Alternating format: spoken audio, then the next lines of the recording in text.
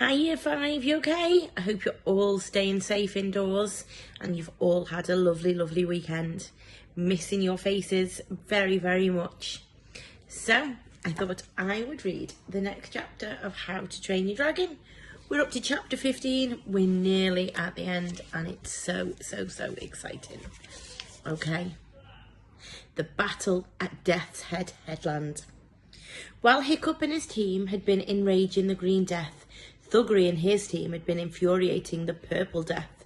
The two monsters ran smack into one another as they met at the corner of Death's Head Headland. One of Fireworm's wings was broken in two places from her experience in the Green Death's grip, but she bravely flew back and made her final speech into his ear as he sat gasping in the shallows. "Here he is," shouted Fireworm.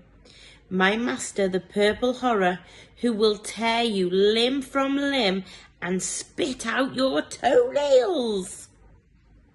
And Fireworm flew away lopsidedly as fast as she could, with one wing trailing behind her. The Green Death was having a bad day. Ordinarily, a sea dragoness Giganticus Maximus would not dream of attacking another animal of the same breed. They avoid fighting each other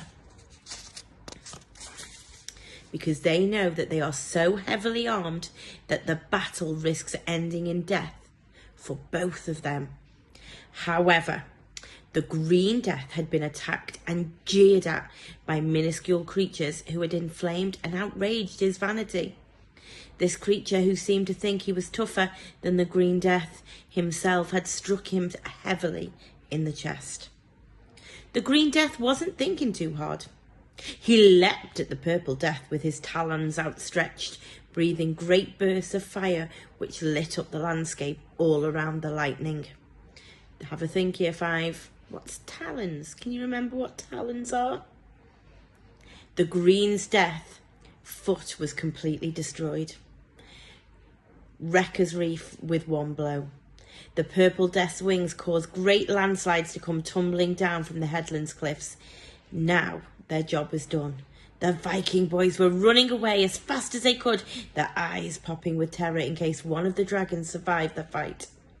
Every now and then they looked back to see how the battle was going. With ghastly, eerie cries, the dragons slashed and bit and tore pieces off one another.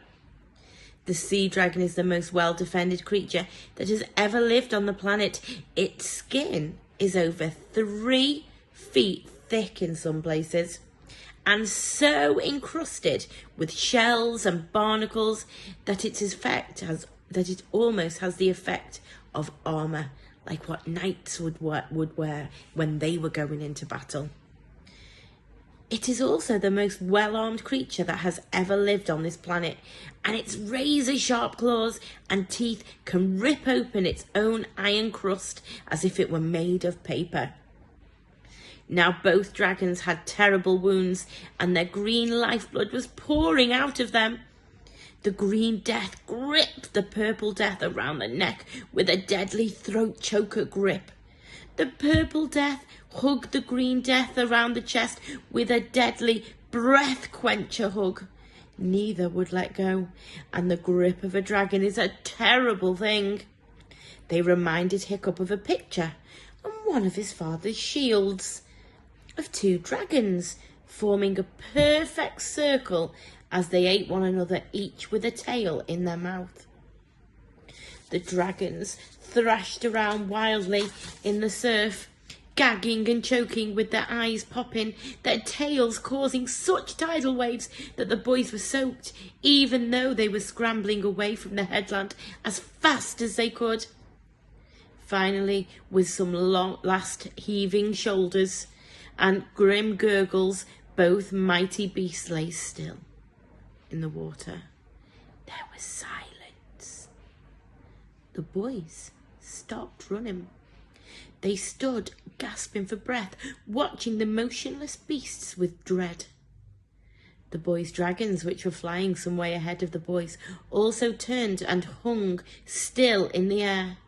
The terrible creatures didn't move. The boys waited 2 long minutes as waves lapped gently over the great motionless bodies. "They're dead," Thuggery said at last.